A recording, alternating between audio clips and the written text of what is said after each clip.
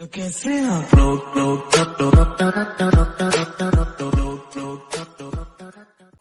कैसे सब लोग? सब बढ़िया, सब अच्छे में ना?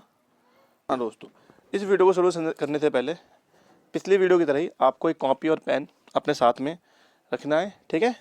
और प्लस नोटबुक निकाल लेना आप, क्योंकि कुछ चीज़ें मेन चीज़ें जो है ना, हम इसमें भी डिस्कस करते रहेंगे, ताकि मेरा मतलब बस ये मकसद ये मेरा इंपॉर्टेंट है कि 20 क्वेश्चन करते करते ना हम पूरी ज्योग्राफी को भी रिवाइज कर लें एक बार, ठीक है?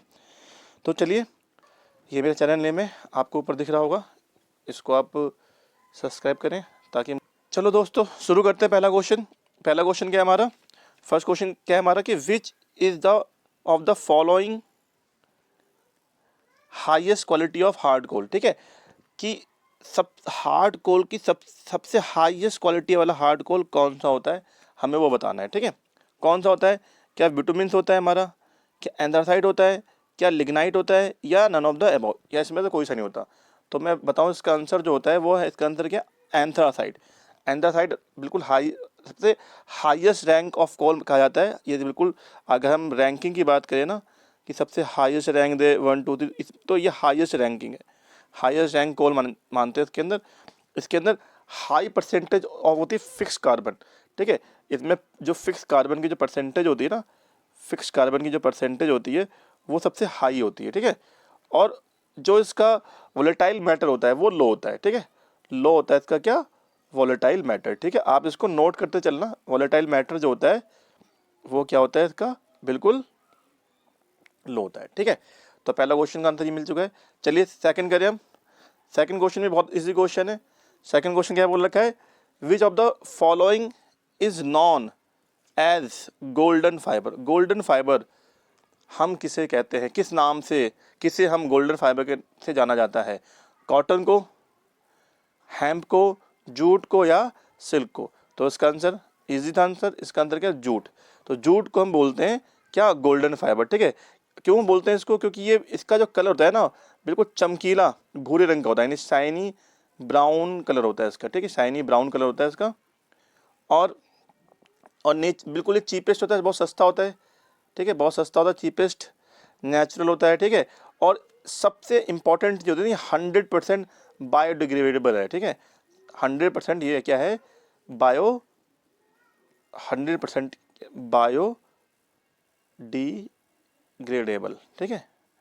तो ये 100% मतलब हम इसको ईजिली हम पर्यावरण में समावित कर सकते हैं, मतलब इसको खत्म कर सकते हैं आराम से ईजिली, ठीक है? तो इसका आंसर क्या हमारा होगा? जूट, राइट आंसर इसका। नेक्स्ट क्वेश्चन चलते हैं। T cultivation is labour intensive industry. जो टी कल्टीवेशन है, ठीक है, यानी चाय वाली जो खेती है, वो लेबर इंटेंसिव होती है, ठीक है? मतलब इसमें जो होती है मजदूरों की इंपॉर्टेंस ज़्यादा होती है, ठीक है? यानी लेबर की इंपॉर्टेंस ज़्यादा है, ठीक है? सही है, बात तो सही है, लेबर बहुत लगती है। देखा भी होगा आपने मूवीज़ वगैरह में, चाय के बागानों में चाय को पत्तियां तोड़ते हुए ज़्यादा अगर लेबर ज़्यादा दिखते हैं ना। उसके बाद सेकंड क्या दे रखा है? सेकंड चीज़ हमें दे रखी है क्या? Cultivation can be done through out the year. T bushes require warm and most Frost free climate. जो कल्टीवेशन होता है ना, वो पूरे साल भर चलता रहता है, और टी की पत्तियों के लिए, बुशेस के लिए रिक्वायर चाहिए वार्म और मोस्ट फॉरेस्ट फ्री क्लाइमेट चाहिए, ठीक है? दोनों बात ठीक है, बिल्कुल सही है कि भाई जो जो टी है ना, टी जो है बिल्कुल, पहली बात तो लेबर इंटेंसिव है, ये बिल्कुल राइट ऑप्शन है, टेबल ये बिल्कुल राइट है। दूसरा क्या है कि जो इसके लिए हमें चाहिए बिल्कुल large scale supply of cheapest skills labour, ठीक है? इसमें मतलब ये नहीं है कि इसके लिए मतलब हमें बहुत ही ज़्यादा कैपिटल चाहिए होता है, पैसा चाहिए होता है, नहीं, इसके अंदर लेबर चाहिए, ठीक है? और लेबर कैसे चाहिए? सस्ती लेबर चाहिए, हमें चीप, ठीक है? और स्किल्ड लेबर, जिसको ये काम अच्छे से आता हो। तो चीप एंड स्किल्ड लेबर की रिक्वायरमेंट होती है इसके अंदर, ठीक है? और क्योंकि इसमें ज़्यादा कर क्या हो, ये हम जो लेबर की मैं बात करूँ, लेबर की एक्चुअली काम क्या है? लेबर क्या करती है? जो पत्तियों को तोड़ने के लिए, जो चाय की पत्तियाँ होती है ना, उसको प्लग करने के लिए, तो उसके लिए रिक्वायरमेंट होती है प्लकिंग के लिए, ठीक है? तो उसको प्लकिंग करने के लिए, चाय को तोड़ने के लिए चाहिए होती है। और ज़्यादातर इन कामों में आपने देखा होगा कौन लगे होते हैं? वुमेन्स होती हैं, ठीक है? यानी वुमेन्स जो लेबर है वो ज़्यादा आपको दिखेंगी, तो वीमेंस लेबर की इसमें जो रिक्वायरमेंट ज़्यादा होती है। और टी इंडस्ट्री जो है, अगर देखें तो टी इंडस्ट्री में लगभग 1 मिलियन लोग अभी तक इसमें जुड़े हुए हैं। 1 मिलियन से ज़्यादा लोग अभी टी इंडस्ट्री के अंदर काम कर रहे हैं, ठीक है? तो इसका आंसर देखें तो दोनों ही ठीक है, ये भी सही है। ये एक तो भाई ये तो क्लियर ही पता चल रहा है हमारा कि भाई ये इंटेंसिव है, केवल लेबर इंटेंसिव है। दूसरा आप देखो तो ये भी ठीक है, पूरे साल भर मतलब इसके लिए कल्टीवेशन करना पड़ता है, और दूसरा इसे वार्म और मॉइस्चर चाहिए। तो इसका आंसर बिल्कुल ठीक है, लेबर इंटेंसिव भी है, क्योंकि इससे रिलेटेड है भाई, पूरे साल भर काम करना पड़ता है, इसलिए लेबर चाहिए होते हैं। और ये इसके लिए मौसम कैसा चाहिए, बिल्कुल वार्म और most free frost free climate, ठीक है। तो इसका जो आंसर होगा वो पहला ऑप्शन बिल्कुल ठीक है, A and R both true, और रीजन भी इसका बिल्कुल करेक्ट है, ठीक है। फोर्थ क्वेश्चन क्या दे रखा है हमारा, Hirakud dam is constructed on the river, कि हीराकुंड जो है वो कौन से रिवर पर बना हुआ, किस रिवर पर कंस्ट्रक्ट करा हुआ, किसको किस रिवर से बनाया गया है। गंगा पे है, मंजीरा पर है, मानस पे, महानदी पे। तो इसका राइट आंसर क्या होगा, इसका राइट आंसर होगा महानदी, ठीक है। महानदी पे बनाया गया है। और हीराकुंड जो डैम है ना, ये डैम जो है वो बता दूं, मैं बताते चलूँ, ये है डैम आपका, तो ओडिशा की संबलपुर डिस्ट्रिक्ट में इस डैम को बनाया गया है। और ये डैम कब बना था, ये डैम बना था 1957 में, ठीक है। और इसको लॉन्गेस्ट अर्थन डैम बोलते हैं, ठीक है, यानी जमीनी स्थिति पर सबसे बड़ा डैम, सबसे लंबा डैम है ये, लॉन्गेस्ट डैम कह सकते हो, लॉन्गेस्ट अर्थन डैम है ये। इसकी जो लंबाई है वो करीबन 2600 किलोमीटर की लंबाई है, ठीक है। तो यहीं से मेरा एक सवाल आपसे आता है कि मुझे बताइए कि वर्ल्ड का, पूरे वर्ल्ड का लॉन्गेस्ट डैम कौन सा होगा, ठीक है। हाईएस्ट नहीं पूछ रहा मैं, वर्ल्ड का लॉन्गेस्ट डैम मुझे बताओ। ये आपके लिए आंसर क्वेश्चन है मेरे लिए, जिसको आंसर पता है कमेंट जरूर कर देना कि वर्ल्ड का लॉन्गेस्ट डैम कौन सा है, ठीक है। ये तो इंडिया का लॉन्गेस्ट डैम हो गया, ये लॉन्गेस्ट डैम जो है हीराकुंड, वो इंडिया का लॉन्गेस्ट डैम है, ठीक है। ये लॉन्गेस्ट जो है ज़मीनी स्तर पर, ठीक है, किलोमीटर वाइज बता रहा हूँ, ठीक है। लॉन्गेस्ट डैम ये हीराकुंड जो वो इंडिया का हाईएस्ट डैम है। लेकिन मुझे चाहिए कि वर्ल्ड का, पूरे वर्ल्ड का लॉन्गेस्ट डैम क्या होगा, वो मुझे आप कमेंट करके बताएंगे, ठीक है। तो इसका आंसर समझ आ गया आपको, महानदी पर बना हीराकुंड डैम। चलो नेक्स्ट क्वेश्चन चल करते हैं हम लोग। क्वेश्चन क्या, a short season between the rabi and kharif season is non, यानी रबी और खरीफ सीजन के बीच का सीजन, उसके बीच के सीजन जो शॉर्ट सीजन, उसको हम क्या बोलते हैं, उसे किस नाम से जानते हैं। चलो उससे जानने से पहले एक चीज़ और आपको जानना जरूरी है कि रबी क्रॉप क्या होती है और खरीफ क्रॉप क्या होती है, रबी सीजन कब आता है या खरीफ सीजन कब आता है। तो देखो, रबी सीजन जिसको हम एक नाम से जानते हैं, रबी सीजन या रबी क्रॉप को हम जानते हैं किस नाम से जानते हैं, इसको हम कहते हैं विंटर क्रॉप, ये विंटर क्रॉप्स के नाम से जानी जाती है। और ये खरीफ सीजन जो है इसको हम जानते हैं किससे, मॉनसून क्रॉप के नाम से। क्यों जानते हैं भाई, क्यों कहते हैं, क्योंकि ये जो इसको जब उगाते हैं या इसको जिसकी हम खेती की हैं, इसके जो हम एग्रीकल्चर करते हैं, ये कब से करते हैं, जैसे ही क्या होता है आपका विंटर स्टार्ट होता है, ठीक है, स्टार्टिंग विंटर से, विंटर के स्टार्टिंग से, ठीक है, विंटर जैसे स्टार्ट हो जाता है उसके स्टार्टिंग से, और मॉनसून के एंड तक की जाती है, ठीक है। फिर उसको हार्वेस्ट कर लेते हैं। इसके जब मंथ बात करें तो इसका मतलब वही मार्च से लेकर अप्रैल के बीच में इसको काट लिया जाता है, ठीक है। अब इसके एग्जाम्पल की बात करें, इसमें कौन कौन सी फसलें आती हैं, कौन कौन सी इसमें आती हैं, तो क्रॉप्स कौन कौन सी होती है। तो मेन क्रॉप किसकी है आपकी, वीट, आपने देखा होगा गेहूँ वगैरह, जब भी आप छुट्टियों में जाते हो, अभी जाओगे, ठीक है, गाँव में, तो आपको वीट क्रॉप कटती हुई दिखेगी। तो वीट क्रॉप इसका एक एग्जाम्पल है, ठीक है। वीट हो गया, है बहुत भी एग्जाम्पल, वीट हो गया, ग्रैम्स हो गया, पीज हो गया, बार्ली हो गया, ठीक है, ये सब एग्जाम्पल हैं। अब बात करते हैं हमारी मानसून क्रॉप, ठीक है। ये जो हमारी खरीफ सीजन है उसको हम किस नाम से जानते हैं, खरीफ सीजन को हम एक नाम से और जानते हैं, इसका नाम क्या है, मानसून क्रॉप। इसे क्या बोलते हैं हम लोग, मानसून क्रॉप, ठीक है।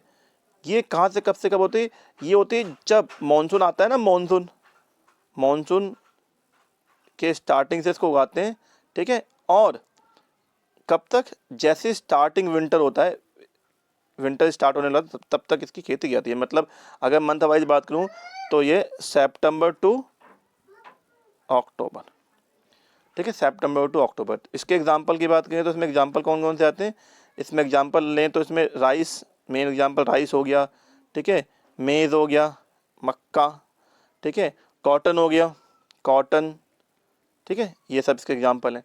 तो ये सब इसमें ले जाते हैं, ठीक है। तो क्वेश्चन तो हमारा ये था कि इन दोनों के बीच में, मतलब अब इन दोनों के बीच में एक छोटा सा पीरियड बचता है, ठीक है, उस पीरियड को हम क्या बोलते हैं, उस पीरियड को बोलते हैं हम ज़ैद, ठीक है। वो पीरियड हमारा कौन सा है, ज़ैद, ठीक है। उस इसका जो आंसर एक्चुअली आंसर क्या है, जैद। ठीक है, जैद सीजन होता है बेसिकली, ये जैद सीजन हम इसको कह सकते हैं समर सीजन। ठीक है, हम इसको समर सीजन के नाम से भी जान सकते हैं कि समर में जो क्रॉपिंग की जाती है ना, जो अभी जो टाइम चल रहा है ना समर सीजन, वो हमारा क्या जैद सीजन है। ठीक है, यानी मार्च टू जून का सीजन जो है उसमें जो क्रॉपिंग की जाती है वो। अब इसके अंदर कौन कौन से आप इसके एग्जाम्पल अगर बोले तो इसमें क्या आता है, तेरे को तरबूज, वाटरमेलन हो गया। ठीक है, इसका मस्क मेलन हो गया इसका एग्जाम्पल। ठीक है, इसके अंदर अगर बात करें तो पम्पकिन हो गया, गॉड हो गया, पम्पकिन मतलब कद्दू, गॉड, लौकी। ठीक है, शुगर कैन, गन्ना, शुगर कैन भी इसका एग्जाम्पल है, शुगर कैन, ये सब मतलब ये सब चीज़ें इसमें उगाई जाती हैं। ककम्बर, खीरे। ठीक है, ये सब तो आएंगे, अब ये सब चीज़ें इसमें आ जाती हैं। ठीक है, तो उसका अंदर समझ आ गया आपको, मैंने डिटेल में एक्सप्लेन कर दिया, और भी क्वेश्चन में हेल्प मिल जाएगी। चलो आगे बढ़ते हैं, नेक्स्ट क्वेश्चन की तरफ बढ़ते हैं। अगला क्वेश्चन नंबर 6 हमारा मैचिंग वाला क्वेश्चन है। मैचिंग कैसे करनी है, क्या दे रखा है, Bishnoi Rajasthan, tribal Odisha, citizen group, Tehri Asiatic, इन सब की मैचिंग करनी, कौन किससे मैच होगा। मैचिंग करने से पहले मैं आपको इनके बारे में कुछ छोटी छोटी बातें, बट बहुत काम की बातें, जो हो सकता है आपके 2, 3, 4 मार्क्स के क्वेश्चनों के लिए इंपॉर्टेंट हो, आप उसमें यूज़ कर सको।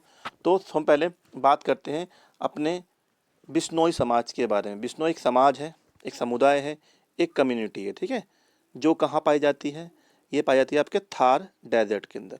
कहाँ पे भाई, थार डेजर्ट। ठीक है, थार डेजर्ट कहाँ पे पड़ता है, थार मरुस्थल कहाँ पड़ता है, बता सकता है मुझे कोई। बिल्कुल सही, राजस्थान में पड़ते हैं। ठीक है, राजस्थान में सारे मरुस्थल बताने वाली कोई इंपॉर्टेंट बात नहीं थी। तो थार डेजर्ट में ये कम्युनिटी पाई जाती है, और ये कम्युनिटी जो है स्पेशली ये कम्युनिटी अपनी वाइल्ड एनिमल्स को प्रोटेक्ट करने के लिए बहुत ही पॉपुलर है। ठीक है, प्रोटेक्ट करने के लिए बहुत फेमस है। वाइल्ड यानी क्या कहते हैं, ये वाइल्ड एनिमल लवर होते हैं, बहुत प्रोटेक्ट है। ठीक है, ये बिश्नोई जो नाम है, जो बिश्नोई जो नाम पड़ा है ना, इसके पीछे भी एक इंटरेस्टिंग सा फैक्ट है। बिश्नोई जो समाज है ना, वो अपने गुरु, ठीक है, अपने गुरु को बहुत मानते हैं, और गुरु का नाम मेरे ख्याल से अगर देखूँ तो जानबेश्वर ऐसे कुछ समथिंग नाम है। जानबेश्वर इनके गुरु हैं, तो जो कि कहते हैं कि विष्णु के अवतार थे, ऐसा उन कहते हैं।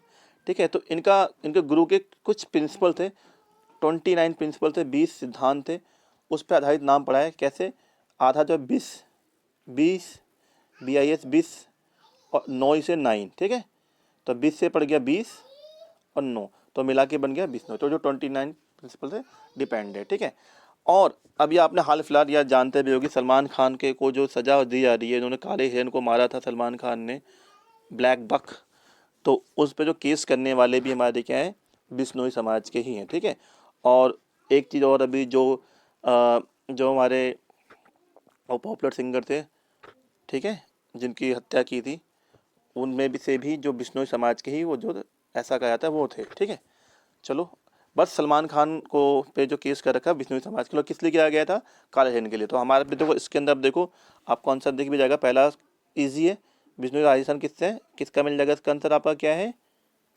Black buck. ठीक है, पहला आराम से इजी मिल गया। आप देखो दूसरी कहानी, ट्राइबल और ओडिशा एंड बिहार, इसके बारे में कुछ इंटरेस्टिंग फैक्ट जान लो आप। तो ट्राइबल जो है ये ओडिशा और बिहार की ट्राइबल जनजाति है। ठीक है, जो कि क्या है कि शादी के समय मतलब वेडिंग के टाइम, ड्यूरिंग वेडिंग, वो क्या तो शुभ मानते हैं इमली और आम के पेड़ों की पूजा करना। ठीक है, ठीक है, जब शादी के समय वो इमली और आम के पेड़ों की पूजा करने को बहुत अच्छा मानते हैं। ठीक है, इसलिए उन्होंने वहाँ के पेड़ों को काटने पे भी प्रतिबंध लगा रखा है, उसको बैन है वहाँ पे काटना, इमली और आम के पेड़ों को काट नहीं सकते, वो बैन है। ठीक है, तो इसका दूसरे का भी आपको मिल जाएगा। पहले का क्या था आपका, ठीक है, साथ साथ चलते रहो। पहला क्या था आपका राजस्थान, दूसरा क्या हो गया आपका, देखो कहाँ पे, तमिलनाडु, मतलब इमली होता है, मैंगो, तो दूसरा मैच हो गया। ठीक है, चलो तीसरा चलते हैं। तीसरा क्या पॉइंट हमारा, सिटीजन ग्रुप ऑफ टेहरी। ठीक है, यानी टेहरी के समुदाय का ग्रुप, ये क्या है, तो इसके बारे में बता दूं, इन्होंने एक आंदोलन स्टार्ट किया, टेहरी में एक आंदोलन चला, टेहरी में, उत्तराखंड में टेहरी एक जगह है। ठीक है, ये 2 चीज़ों के लिए फेमस है। पहली चीज़ के लिए फेमस है ये बीज बचाओ आंदोलन, जो आपके पास दिख भी गया होगा इसका आंसर, बीज बचाओ आंदोलन के लिए बहुत फेमस है। ये आंदोलन चला था टेहरी में, उत्तराखंड में। और हाँ, एक नवदया एक जगह है, वहाँ पे हुआ था, 1980 में आंदोलन चलाया गया था। ठीक है, बाय विजय करके कोई है, विजय विजय जरधारी करके उन्होंने ये आंदोलन चलाया था। ठीक है, बेसिकली वो प्रमोट करना चाहता है कि जो ट्रेडिशनल एग्रीकल्चर हो, ठीक है, ट्रेडिशनल तरीके से खेती की जाए, मतलब पुराने तरीक़ों से ट्रेडिशनल तरीके से जो खेती करनी चाहिए, ट्रेडिशनल तरीके से चाहते थे कि खेती हो। इस तरीके से उन्होंने बोला कि जो बीज है उनको प्रोटेक्ट करें, बीजों को ख़त्म ना करें। और इसलिए एक तरीका तो ये, और दूसरा तरीका जो टहरी है ना, टहरी हम किस लिए फेमस है? टहरी डैम के लिए फेमस है। ठीक है, टहरी में एक डैम भी है, टहरी डैम। बोलोगे भैया ये कौन सी बड़ी बात है, टहरी डैम? डैम तो बहुत जगह है, बट जो टहरी डैम है ना वो इंडिया का सबसे टॉलेस्ट डैम है, सबसे बड़ा डैम, टॉलेस्ट डैम, समझ रहे हो? Tallest dam. एक डैम का पीछे मैंने क्वेश्चन पूछा था आपसे, एक डैम का क्वेश्चन और आ गया कि first tallest dam in India, पता कौन था? टहरी है। तो अब मेरा क्वेश्चन यहाँ से एक होता है कि वर्ल्ड का टॉलेस्ट डैम कौन सा होगा? वर्ल्ड टॉलेस्ट डैम, वर्ल्ड का टॉलेस्ट डैम कौन सा होगा पूरे वर्ल्ड का? ठीक है, ये बताना है। और टहरी डैम वर्ल्ड में से 12th नंबर पे आता है, ये बता दूं मैं आपको, 12वें नंबर पे आता है ऊंचाई में, टॉलेस्ट में। ठीक है, वो तो मैंने लॉन्गेस्ट में बताया था, ये टॉलेस्ट में। तो ठीक है, तो आपको थर्ड का आंसर मिल गया होगा। थर्ड का आंसर क्या है आपका? बीज बचाओ। थर्ड का आंसर आपका क्या रहा है? हाँ, थर्ड का आंसर बताइए, थर्ड का आंसर क्या रहा है आपका? बीज बचाओ। फर्स्ट का ब्लैक बक था, ये होगा। ठीक है, लास्ट में क्या है? Asiatic cheetah. अब बचा क्या? ये फास्टेस्ट वर्ल्ड मैमल है। ठीक है, यानी सबसे तेज, एशिया के चीते सबसे तेज दौड़ते हैं। ठीक है, लगभग ये 80 से लेकर 98 किलोमीटर प्रति घंटे की रफ्तार से भाग सकते हैं। अगर माइल्स में बात करें तो 50 से 60 मील प्रति घंटा। ठीक है, तो आई होप आपको इसके आंसर मिल चुके होंगे सबके। ठीक है, एक बार और बता दूं मैं क्या क्या क्या इसके आंसर थे, एक बार और कर लेते हैं। देखो दोबारा से, बिश्नोई का था ब्लैक बक। ठीक है, ट्राइबल उड़ीसा का क्या था बताया था? टर्मिनाट, इमली और आम। और सिटीजन टहरी का क्या था आपका? बीज बचाओ। और इसका था एशियाटिक। ठीक है, ठीक है, चलें नेक्स्ट क्वेश्चन की तरफ। ओके, नेक्स्ट क्वेश्चन की तरफ चलते हैं। नेक्स्ट क्वेश्चन क्या हमारा?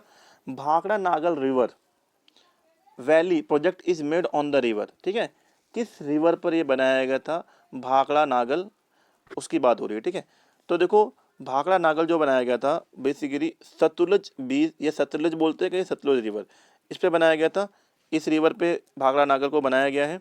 और कब बनाया गया था अगर ये क्वेश्चन पूछ लेते हैं तो ये 1948 में स्टार्ट हुआ था प्रोजेक्ट, और ये कंप्लीट हुआ था 1963 में। ठीक है, रेडी हो चुका था ये लोग। तो अगर आ जाए तो आप लिख सकते हो। ठीक है, सतलुज। ओके, नेक्स्ट क्वेश्चन चले, नेक्स्ट क्वेश्चन चलते हैं। नेक्स्ट क्वेश्चन क्या हमारा कि 3 major cropping season in India. तो बहुत आसान क्वेश्चन है, औस, अमन, बोरो, रबी, खरीफ, जैद। ठीक है, और इसके बाद क्या है नीचे आपका? बैसाखी, पौष, चैत and on off the above. बहुत सिंपल है, अभी हमने ऊपर क्वेश्चन किया भी था, इसको बताने डिटेल करने की जरूरत भी नहीं है। इसका आंसर क्या है? रबी, खरीफ एंड जैद। ठीक है, बहुत सिंपल, 3 सीजन पाए जाते हैं इंडिया में। चलो अगला बढ़ते हैं, नेक्स्ट क्वेश्चन। चलो, विच of the following is used for the raw material in the cement industry. Cement industry में, सीमेंट इंडस्ट्री के अंदर सीमेंट जानते हो जो घरों में यूज होता है सीमेंट कंस्ट्रक्शन में, उसके लिए रॉ मटेरियल के तौर पे क्या चीज़ यूज की जाती है? लाइमस्टोन, कोल, माइका या एल्युमिनियम? तो इसका आंसर होगा लाइमस्टोन, सबसे ज़्यादा। ठीक है, लाइमस्टोन 75% लाइमस्टोन सीमेंट बनाने के लिए यूज किया था, और बचा 25%, वो तो मिट्टी, क्ले। ठीक है, तो उसके अंदर लाइमस्टोन हो गया। चलो नेक्स्ट क्वेश्चन इसी बात पर, 10th क्वेश्चन देखो क्या है? Which of the following is not the cause of water scarcity. तो स्कार्सिटी का पहले मतलब जान लीजिए, स्कार्सिटी होता है क्या है? स्कार्सिटी का मतलब होता है कमी, यानी कि जब डिमांड ज़्यादा हो और सप्लाई कम हो। जैसे हमारे संगम में भी है ना, स्केयर वाटर, तो स्केयर और वाटर यानी वाटर की कमी। तो इसमें वही बोला, बताओ इसमें तो कौन सा रीजन जो है वो वाटर स्कैरसिटी का नहीं होगा? ग्रोइंग पॉपुलेशन, ठीक है, एक्सपेंस ऑफ इरिगेशन फैसिलिटीज, या इंडस्ट्रीज, या वाटर हार्वेस्टिंग। बताओ कौन सी इसमें से वाटर स्कैरसिटी? जनसंख्या का बढ़ना, इरिगेशन फैसिलिटी का बढ़ना, इंडस्ट्री का बढ़ना, या वाटर हार्वेस्टिंग टेक्निक का होना। ठीक है, कौन सा रीजन नहीं के लिए नहीं होगा? तो इसका आंसर क्या होगा? ग्रोइंग पॉपुलेशन, पॉपुलेशन का बढ़ना। ठीक है, जैसे पॉपुलेशन बढ़ रही है वैसे वाटर स्कैरसिटी भी हो रही है ना। पहले आबादी कम थी, लोगों को पानी मिला था, अब क्या है? ज़्यादा आबादी है, ज़्यादा ट्यूबवेल्स वगैरह ये सब लगाए जा रहे हैं, ज़्यादा ज़मीन ज़मीनों से बोरिंग वगैरह की जाती है, जिससे क्या हो रहा है, हमारा जो वाटर लेवल गिरता जा रहा है। तो हमारा इसके आंसर क्या हो जाएगा, 10 आंसर। नेक्स्ट क्वेश्चन की तरफ चलते हैं। Which state that amount the northern east state has been fully surveyed for its land use, मतलब कौन से स्टेट ने, नॉर्थन स्टेट ने एक सर्वे में बताया है कि उन्होंने पूरी लैंड यूज कर ली है। ठीक है, तो अब इसका आंसर क्या होना चाहिए, अरुणाचल प्रदेश ने कहा है क्या ऐसा, मणिपुर ने, त्रिपुरा ने, असम ने। हाँ, ये कहा है असम ने। असम ने अपने 2022 के सर्वे में ये डिक्लेयर किया था, ठीक है, ये कंडक्ट कर दिया था कि हमारी जो पूरी हम लैंड आराम से प्रॉपर यूज कर रहे हैं। ठीक है, तो ये इसका आंसर होगा असम। 2022 का उनका जो सर्वे था अंडर द मिशन, इनका सर्वे का नाम भी आप सुन लो, अंडर द मिशन वसुंधरा। ठीक है, मिशन वसुंधरा प्रोजेक्ट के तहत इन्होंने ये चीज़ बताई थी। ठीक है, मिशन वसुंधरा प्रोजेक्ट। चलो नेक्स्ट क्वेश्चन। नेक्स्ट क्वेश्चन क्या हमारा, Sariska wild sanctuary of Rajasthan is famous. भाई Sariska wildlife sanctuary Rajasthan में है, वो किस चीज़ के लिए फेमस है? एलिफेंट रिजर्व के लिए फेमस है, राइनोसरस के लिए फेमस है, गैंडे के लिए, लॉयंस के लिए, शेरों के लिए, टाइगर के लिए, या बाघ के लिए, किसके लिए फेमस है? तो मैं बताऊं, पहले राजस्थान की जो सरिस्का वाइल्ड लाइफ सेंचुरी है, ये राजस्थान के अलवर ज़िले में, अलवर डिस्ट्रिक्ट में, जो कि जयपुर के पास पड़ता है, वहाँ पर है ये। ठीक है, और जहाँ ये इसमें भी प्रोजेक्ट टाइगर स्टार्ट हुआ था 1978 में। प्रोजेक्ट टाइगर यहाँ पे भी स्टार्ट हुआ था 1970 या 79 की बात कर लें, तो उस यहाँ पे प्रोजेक्ट टाइगर स्टार्ट हुआ था। और यहाँ का जो एरिया है, मतलब बेसिकली ये पूरा एरिया जो है, जो कि टाइगर के लिए रिजर्व कर रखा है, जो उसका आंसर भी मैंने बातों बातों में बता दिया, टाइगर के रिजर्व कर रखा है। ठीक है, और पूरा टोटल 274 किलोमीटर तक ये फैला हुआ है। ठीक है, और लगभग इसके अंदर कितने टाइगर थे, 24 प्लस यहाँ पे टाइगर रिजर्व करे हुए हैं। ठीक है, तो जिसका आंसर आपको मालूम हो गया टाइगर रिजर्व। नेक्स्ट चलते हैं अब।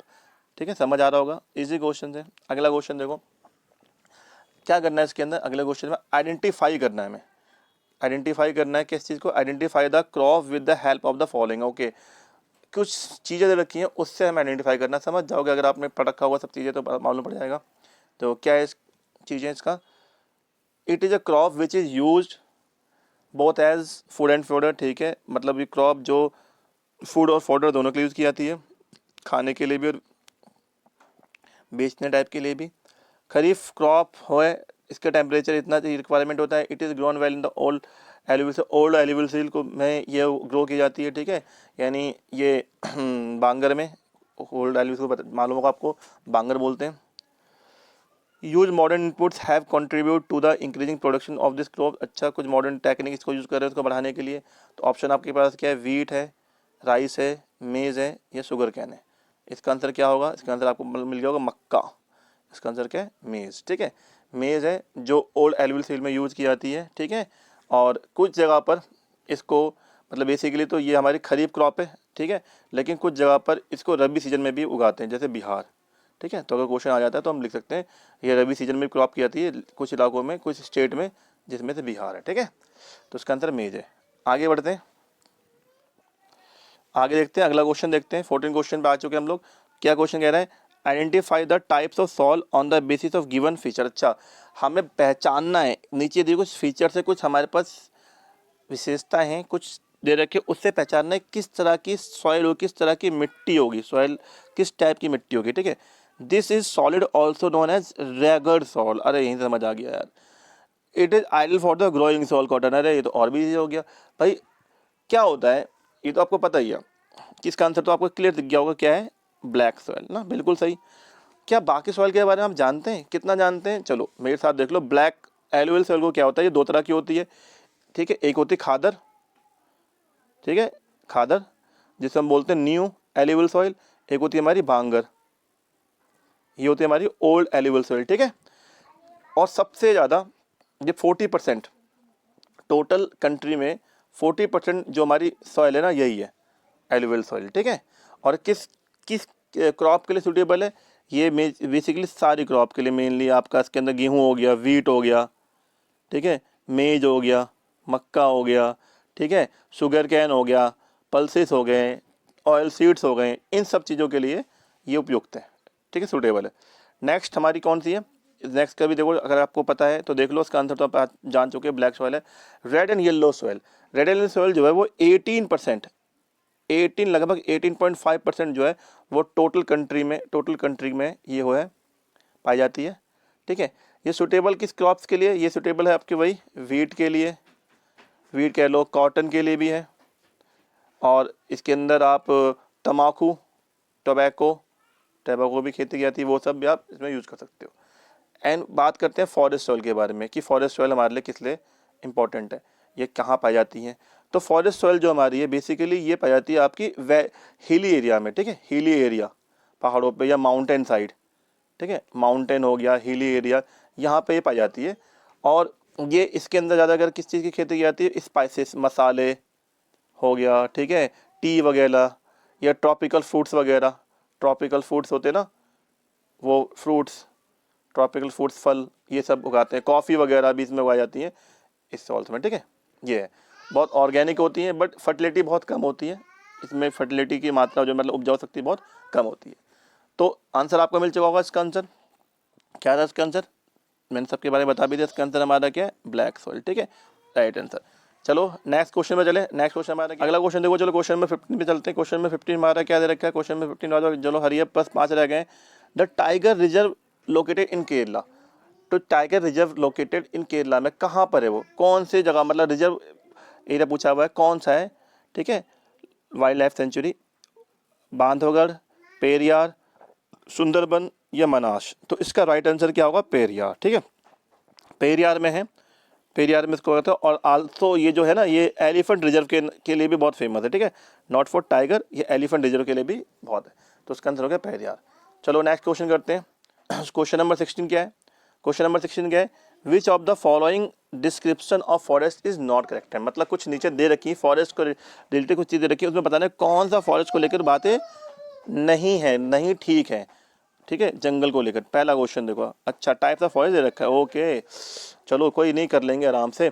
रिजर्व फॉरेस्ट, रिजर्व फॉरेस्ट क्या होता है हमारा, reservation of the more than half of forest. बिल्कुल सही, बिल्कुल सही कि रिजर्व फॉरेस्ट में जो एक मोर देन हाफ, यानी हाफ से ज़्यादा फॉरेस्ट उसमें रिजर्व किए जाते हैं। ठीक है, किए गए हैं। प्रोटेक्टेड फॉरेस्ट में क्या आता है हमारा, reservation of 1/3 of the forest. बिल्कुल सही, ये भी बिल्कुल ठीक आ रहा है। अनक्लास फॉरेस्ट क्या हमारा, reservation of the forest under the government and private individual. मतलब जो अनक्लास फॉरेस्ट है वो किसके लिए रिजर्व करें, गवर्नमेंट के लिए, गवर्नमेंट के अंडर, प्राइवेट और इंडिविजुअल के अंडर वो रिजर्वेशन किए गए हैं। परमानेंट फॉरेस्ट, भाई इस तरह कोई फॉरेस्ट होता ही नहीं है, पहली बात तो बता दूं, ये आपका आंसर है, परमानेंट फॉरेस्ट होता ही नहीं है। ठीक है, तो फिर भी देख लेते क्या बोला गया, reserve and unclass forest of the production. पहली बात तो ये परमानेंट फॉरेस्ट होता ही नहीं है, तो आप इसको भूल जाओ। ठीक है, कैटेगरी हमारे जो दे रखी है वो तीन ही कैटेगरी दे रखी है, रिजर्व फॉरेस्ट की, प्रोटेक्टेड की और अनक्लास की। ठीक है, तो इसमें हमसे क्वेश्चन पूछा भी गया था कि नॉट फॉरेस्ट जो नहीं है डिस्क्रिप्शन में, मतलब जो फॉरेस्ट का डिस्क्राइब नहीं कर पा रहे, तो कौन है वो हमारे, परमानेंट फॉरेस्ट। तो हमारा राइट आंसर क्या होगा, परमानेंट फॉरेस्ट। ठीक है, ओके आगे बढ़ते हैं, 17 की तरफ बढ़ते हैं। 17 क्वेश्चन देखो, क्वेश्चन नंबर 17 क्या है, बहुत ईजी है। The running water cuts through the clay soils and make. देखो होता क्या है, जब मिट्टी जो है, मतलब पानी को जब मिट्टी काटती हो जाती है ना, मिट्टी को काटती जाती है तो क्या करती है वो ना, गली से बनाती है, गली, जिसे हम गली इरोजन में बोलते हैं। ठीक है, गली इरोजन मतलब मिट्टी जो पानी से कटती है, तो एक मिट्टी का कटाव होता है, यानी जो सॉइल इरोजन होता है उसको गली इरोजन बोलते हैं।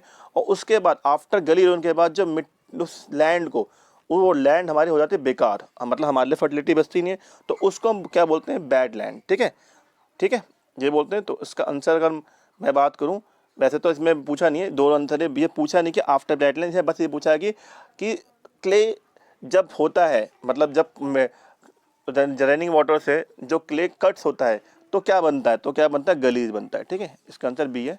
ठीक है, थोड़ा आगे पीछे हो गया, बी आना चाहिए था, कोई नहीं, ये इसका होगा आंसर। ठीक है, गलीज, ठीक कर लेना।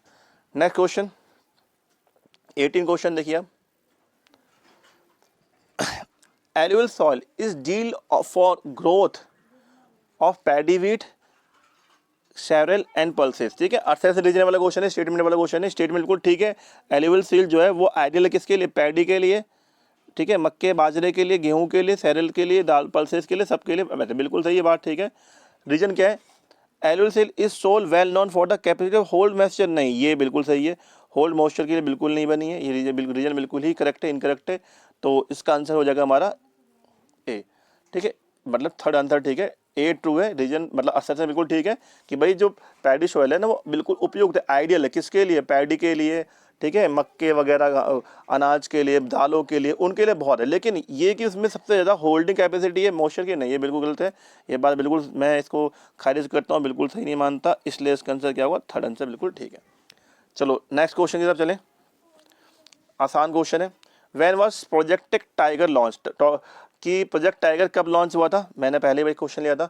तो प्रोजेक्ट टाइगर वैसे ऑफिशियली लॉन्च हुआ था 1973 में, जिसमें बताया गया था कि जो हमारे जो टाइगर है, जो टाइगर हमारे ख़त्म होते जा रहे हैं, उनको बचाने के लिए, उनको प्रोटेक्ट करने के लिए प्रोजेक्ट टाइगर लॉन्च किया था 1973 में, ठीक है। लास्ट क्वेश्चन करते हैं, चलो लास्ट क्वेश्चन करते हैं दोस्तों। मैच द फॉलोइंग, मैचिंग करनी है, साथ साथ कर लेंगे, बहुत इजी मैचिंग है, बहुत आसान से हो जाएगा, ठीक है। अब तक आपने इस वीडियो पे को देखा, साथ दिया मेरा, इसके लिए बहुत बहुत धन्यवाद, शुक्रिया। इसी तरीके से आप मेरी वीडियो को देखें और दोस्तों को शेयर करते रहिए, और मैं आगे अगली 20 की सीरीज लेके आऊँगा, 20 क्वेश्चन लेके आऊँगा मैं, अगले क्वेश्चन सिविक्स के और पॉलिटिकल के, ठीक है। आप देखो और शेयर करो, और कोई डाउट हो तो आप कमेंट करके पूछते रहो, ठीक है।